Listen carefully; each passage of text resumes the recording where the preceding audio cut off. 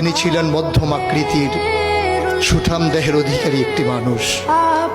তার চুলগুলো ছিল ঘাড় পর্যন্ত প্রলম্বিত, হালকা হালকা কোঁকড়ানো। তিনি যখন চুলের ভিতরে তৈল দিয়ে আছড়াতেন মনে হতো মৃদুমন্দ ঢেউ দেখা যায়। তার কপাল ছিল চওড়া, ভ্রুগুলো ছিল জোড়া ভ্রু, ধনুকের মতো বাঁকা।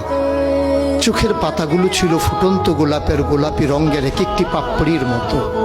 তিনি কখনো বা যখন চোখের পলক ফেলতেন মনে হতো মৃদুমন্দ বাতাসে গোলাপ পাপড়ি যেন দোল খাচ্ছে। তার চোখের সাদা অংশ ছিল রক্তিমাভ সাদা, কালো অংশ ছিল কৃষ্ণ কালো।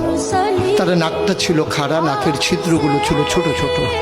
নাকের নিচে ছিল সরু চিকন গোঁফ, গোঁফের নিচেই সেই গোলাপি রঙের ঠোঁট। তার ঠোঁটগুলো যখন কখনো বা মুচকে হাসত গোটা পৃথিবীর মানুষ অবাক বিস্ময়ে দেখত, গোটা পৃথিবীতে যেন বিজলি চমক।